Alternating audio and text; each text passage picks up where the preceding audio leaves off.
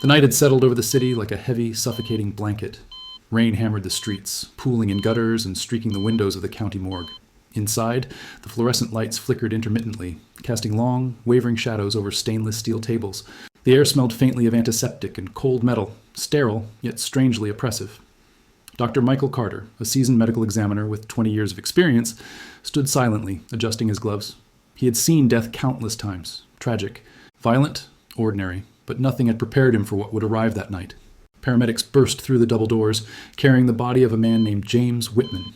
A car had collided violently with a guardrail on a rain-slicked highway, leaving James mangled and lifeless, or so everyone believed. The paramedics' faces were grim, resigned. They recited the routine. No pulse, no respirations pronounced at the scene. On paper, James was gone. There was no hope, no question, no debate. Dr. Carter nodded, bracing himself for another tragic autopsy. But as he lifted the sheet and began his examination, something impossible happened. A subtle movement, a flicker of chest rise. At first, Dr. Carter thought his eyes deceived him. But then he saw it again, a faint, irregular heartbeat, almost imperceptible beneath the cold, pallid skin. The monitor that had been silent now registered a tentative blip, like a heartbeat whispered through a fog. A lab technician gasped, the sound cutting through the morgue like a gunshot. And then, everything changed. Time seemed to stretch. Every instinct Dr. Carter had honed over decades screamed at him to act, but he also knew the protocols, how precise and unforgiving they were. The body should have been dead. Every indicator, every textbook measurement said so. And yet, here was life clinging to existence, fragile and stubborn, defying the certainties of science. His mind raced with questions no medical manual could answer. Was this a miracle? A catastrophic oversight? Or some rare, inexplicable physiological phenomenon? Outside the morgue, the rain continued its relentless assault, but inside, the world had narrowed to the small, trembling body on the table and the team moving with urgent, silent coordination. Dr. Carter called for immediate resuscitation, each action deliberate yet haunted by disbelief. Electrodes snapped into place, adrenaline was administered, monitors beeped nervously, like hesitant witnesses to a miracle. Every second stretched, each breath and pulse measured with the precision of a metronome, yet weighed with the enormity of the unknown. For the first time in his career, Dr. Carter felt a tremor of fear mixed with awe. Death, once a definitive line, now appeared as a thin, wavering veil. This was not just a medical anomaly, it was a confrontation with mortality itself, a moment that would linger in his mind for years, long after the lights of the morgue had dimmed. The stillness of the room clashed violently with the life stubbornly asserting itself, a haunting paradox that neither science nor experience could immediately resolve. As the camera lingers on the scene, the hands of the medical team, the blinking. Monitors, James's barely moving chest, the audience is left suspended in a moment of disbelief and tension. This is a story not just of a man who should have died, but of the fragile, mysterious boundary between life and death. It is here, in the cold, sterile heart of the morgue, that Dr. Carter first realized some cases could defy understanding, leaving echoes that would haunt both body and mind. James Whitman was a man defined by routine and responsibility. At 42, he had spent decades as a construction worker, his hands roughened by labor, his posture marked by years of carrying heavy loads and long days under the sun. Friends described him as dependable, fiercely loyal to family, the kind of father who never missed a school play or a bedtime story. Yet beneath the surface of this ordinary life, there were the quiet reminders of vulnerability. Hypertension, a minor cardiac arrhythmia he had treated intermittently, and a family history of heart disease that always lingered in the background like a shadow. On that rainy November night, all of it collided with brutal force in an instant. Dr. Carter narrates the physiological challenge. When a body endures trauma like James's, severe blunt force from a high-speed collision, the heart and lungs can fail almost immediately. Internal bleeding, shock, and organ collapse typically follow. In medical terms, James suffered trauma-induced cardiac arrest, a scenario where the chances of survival are staggeringly low, even with immediate intervention. Blood pressure drops, vital organs fail, and brain function can be irreversibly damaged in minutes. And yet, despite these grim realities, the human body can sometimes defy expectations, like a tightly wound spring refusing to unwind. The narrative shifts to the family home. Soft focus images of photographs and home videos depict life abruptly. Interrupted. James laughing at a barbecue, holding his daughter as she clings to him, reading in the quiet of an evening. These glimpses are juxtaposed with the sterile reality of the morgue, highlighting the human stakes behind clinical terms and statistics. His wife, Mary Whitman, recounts the unbearable shock of learning he was gone. "They told me he didn't make it," she whispers, eyes glistening. "I held on to hope because I had to, even when they said it was impossible." The audience feels the void James's absence carved into a family, the emotional weight of a life that hung by a thread. Dr. Carter reflects on the clinical paradox. On paper, James should have been beyond saving. His vital signs were undetectable. Organs that normally fail under trauma were compromised.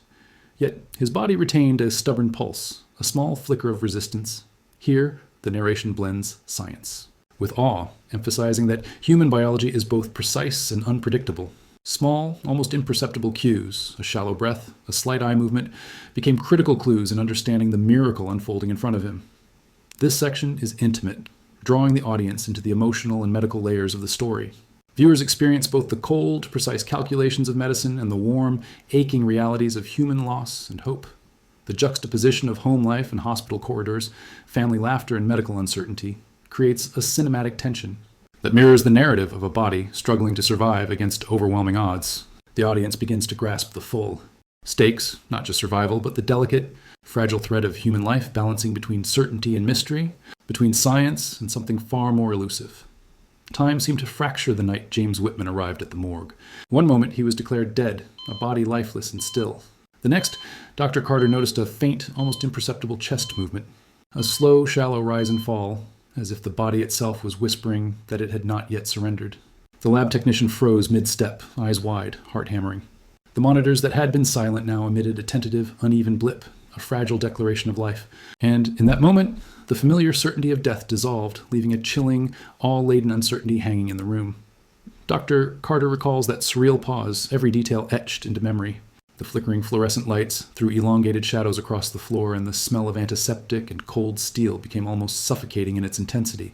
Hands moved with urgent precision. Monitors were recalibrated, intravenous lines primed, and adrenaline administered. Every action was mechanical, almost ritualistic, yet each was underscored by disbelief. How could a man who should have been clinically dead still show signs of life? The room seemed to hold its breath, the narration. Explains what medical science sometimes calls apparent death, trauma-induced. Cardiac arrest can mimic death so perfectly that even experienced professionals can be misled. Rarely, spontaneous circulation can return after the cessation of life functions, a phenomenon known as Lazarus syndrome. It is a medical anomaly so scarce that textbooks reference it in almost mythic terms. For Dr. Carter, witnessing it firsthand was like stepping into a realm where science and the unexplained coexisted uneasily, where the known laws of medicine were tested against the stubborn resilience of the human body. Cinematically, the scene stretches in slow motion. A hand presses against James's chest. A monitor beeps irregularly. The lab technician exhales shakily. Each second is drawn out, the stakes magnified. The tension is electric. The audience feels the weight of life hanging by a thread, suspended between failure and survival. The technical terms, resuscitation, cardiac output, oxygen saturation, are woven seamlessly into the narrative, explained in plain, visceral language so viewers can grasp both the science and the drama. It is a high-stakes ballet of precision and instinct, where every breath matters, and every heartbeat is a miracle. Dr. Carter remembers the ethical undercurrent that pulsed beneath the immediate crisis. If they had been wrong about his death, could procedural errors have cost him his life? Or had they witnessed something far rarer than any human mistake? The questions reverberated through the room like echoes, unanswered and haunting. It was not only a revival of a body, but a revival of the unknown, a confrontation with mortality itself. The human body, he realized, could resist even the most certain conclusions of medicine, challenging the confidence of decades spent observing death. Finally, the revival became undeniable. James's pulse steadied, weak but persistent. His color returned incrementally, lips tinged with faint pink where once they were gray. The room exhaled collectively, relief mingling with awe, the kind of silence that carries the weight of a near-miraculous event. Cinematically, the focus lingers on James's chest rising steadily, the blinking monitors echoing a heartbeat that had refused to be silenced. The audience is left suspended between shock and wonder, fully immersed in a moment where life reasserted itself against the impossible, leaving behind a lingering sense of mystery, fear, and reverence. Even after James Whitman's revival, the aftermath weighed heavily on Dr. Carter. In the sterile quiet of the morgue, nights stretched endlessly as he replayed the events in his mind. Every movement, every decision, every flicker of life, or the lack thereof, haunted him. Medical examiners bear a unique burden. The responsibility of declaring death is absolute, a decision that leaves no room for error. And yet, that night, error or miracle had blurred the line. Could he have misread the signs? Could he have overlooked something crucial? Or had he simply witnessed the extraordinary resilience of the human body? Sleep offered no relief. Dr. Carter found himself staring at files in the dim glow of his office, the sound of rain outside echoing the same persistent tension he felt within. His colleagues whispered theories, some scientific, some speculative, each conversation reinforcing the weight of uncertainty. Ethics collided with human fallibility. If a body can return from clinical death, what does that mean for the very foundation of medical practice? How can a professional prepare for a reality that defies textbooks, protocols, and decades of experience? The audience is drawn into his inner turmoil, feeling the empathy, tension, and anxiety that accompany such a profound, life-altering case. The narrative shifts to moments of quiet observation in the morgue. Dr. Carter watches as colleagues prepare routine autopsies, each movement precise, yet tinged with caution. Every body he examines now carries the shadow of that night, a reminder that life can cling on when the world expects it not to. Small details, the faint rise of a chest, the nearly imperceptible twitch of a finger, trigger immediate attention, a hyper-awareness born of trauma and respect for the unpredictability of life. Cinematically, the visuals are intimate. Close-ups of hands, adjusting gloves, pens, scribbling notes, monitors blinking in rhythm with quiet uncertainty. There is reverence here, a tension that does not dissipate, a lingering awareness that the boundary between life and death is far more delicate than it appears. Intertwined with the professional, burden is the emotional weight of personal reflection. Dr. Carter confesses to moments of doubt, replaying scenarios over and over in his mind. Had he acted too slowly, or perhaps too cautiously? Could a different decision have resulted in tragedy? Even as James survived, the episode left a permanent imprint, a haunting reminder that medicine is as much about navigating unknowns as it is about saving lives. The audience is invited to share in this reflection, to feel the tension, responsibility, and quiet fear that accompanies professionals entrusted with life and death decisions every day. And yet, there is awe intertwined with the anxiety. The human body, capable of defying expectation, carries within it mysteries that challenge even the most experienced minds. Dr. Carter understands, as viewers do now, that medicine is not infallible, and that some cases, like James's, linger in memory and consciousness long after the immediate crisis has passed. The ethical dilemmas, the sleepless nights, the quiet, intimate moments of reflection, they create a tapestry of human vulnerability, professional dedication, and the haunting realization that life sometimes refuses to obey science. The section closes with the camera lingering on the empty morgue at night, shadows stretching across stainless steel tables, a faint echo of James's heartbeat still resonating in memory. The audience feels both the gravity and the lingering mystery, a reminder that the line between life and death is never as clear as it seems, and that some experiences leave a mark not only on the body, but on the very soul of those who witness them. With James Whitman's survival confirmed, Dr. Carter knew the story was far from over. The initial shock had given way to a more pressing need, understanding how a man, clinically dead on every measurement, could return to life. Tests were ordered immediately. CT scans to assess internal injuries, extensive blood panels, and toxicology reports to rule out chemical influences. Each result brought clarity in some areas, but the deeper the investigation went, the more the body's mysteries seemed to expand. Dr. Carter explains to the audience that in rare cases, physiological responses can mimic death so convincingly that even the most seasoned clinicians are deceived. One factor is trauma-induced hypothermia. When the body's temperature drops rapidly, metabolism slows dramatically, sometimes enough to protect vital organs temporarily. James's injuries, though severe, had coincided with a subtle drop in core temperature, creating a temporary stasis that defied conventional expectations. His body, in effect, had gone into a state of suspended animation, a biological pause button. But science alone could not fully explain what had happened. Anomalies like his defied definitive categorization. Cinematic narration brings viewers inside the hospital and lab. The camera glides past blinking monitors and whirring machines, zooms into vials of blood and stacks of imaging results, all symbols of humanity's attempt to quantify the unquantifiable. Experts in cardiology and emergency medicine weigh in, describing rare cardiac events where spontaneous circulation returns after prolonged arrest. Dr. Carter likens James's body to a car in neutral. The engine is off, everything appears stopped, yet the machine is ready to restart if conditions align. The simplicity of this analogy allows viewers to grasp the concept without drowning in technical jargon, blending awe with understanding. As the investigation progresses, the narrative also explores James's internal trauma, fractured ribs, contusions, and internal bleeding that should have been fatal. Visual reconstructions illustrate the brutal mechanics of the accident, not in a sensationalist way, but to convey the incredible odds against survival. Every organ, every system had fought to sustain life, and the medical team's interventions, timely, precise, and unwavering, intersected with a body that refused to surrender. The intersection of biology, circumstance, and skilled human, Action forms the central tension of the story, underscoring that survival was as much miracle as method. Emotionally, this section emphasizes wonder and reflection. James's case challenges not only the limits of medicine, but also the humility of those who practice it. The audience feels a blend of suspense and awe, grappling with the idea that the human body contains secrets science has yet to fully decipher. Dr. Carter narrates moments of quiet contemplation as he reviews the data. Each test, each scan, each reading offers clues, but no definitive answers. The mystery persists, a haunting reminder that life can surprise even those who dedicate themselves to understanding it. By the end of this section, viewers understand that James Whitman's survival is not merely a clinical anomaly, but a testament to the resilience and unpredictability of human biology. The investigation has peeled back layers of trauma and physiology, yet the heart of the mystery remains intact, leaving both Dr. Carter and the audience suspended between explanation and wonder. Cinematic imagery, the blinking monitors, the quiet hum of the lab, the faint echo of life regained, cements a sense of awe that lingers, a reminder that medicine, for all its rigor, cannot always contain the extraordinary. James Whitman survived, but survival was only the beginning of a grueling, uncertain journey. When he finally opened his eyes in a hospital room bathed in soft morning light, the world felt both familiar and alien. Memory gaps disoriented him. Moments from the accident and its aftermath were scrambled, fragmented, like shards of glass too sharp to hold without pain. His body ached relentlessly, muscles atrophied, ribs still tender, and chronic headaches became constant companions. Friends and family celebrated his life, but every hug, every laugh was underscored by the quiet fragility of his recovery. Life had returned, but not as it had been. The narrative immerses viewers in the psychological and emotional consequences of near-death experiences.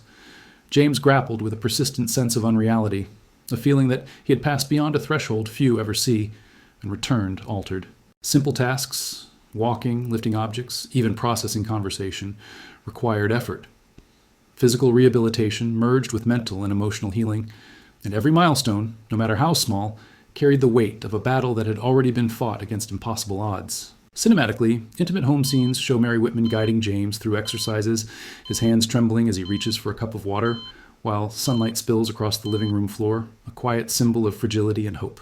Dr. Carter narrates the ripple effect this case had on his perspective and professional practice. Witnessing a body that defied clinical death altered his understanding of mortality and the limits of medical knowledge. He observed James's struggle not just as a doctor, but as a human being, recognizing that the line between life and death is porous, and survival does not erase suffering. Audiences feel the intersection of science and empathy, understanding that medical anomalies are never merely clinical, they are profoundly human. Family interviews deepen the emotional resonance. Mary recalls the simultaneous joy and terror of his return. Every day I had to remind myself he was still here, but the man I loved, he was different. He remembered some things, forgot others. He was alive, yes, but life had changed him forever. Friends described the lingering awe that someone could survive what should have been certain death. The audience sees the delicate balance between gratitude and fear, between celebration and the sobering reality of what James endured physically and mentally. The narrative also explores the societal and existential implications. Near-death experiences like James's raise questions about consciousness, resilience, and the unknown capacities of the human body. How much of survival is biological, and how much is something deeper, an instinct, a will, a force beyond scientific measurement? The story allows viewers to sit with this uncertainty, to feel the tension between what medicine can explain and what remains hauntingly inexplicable.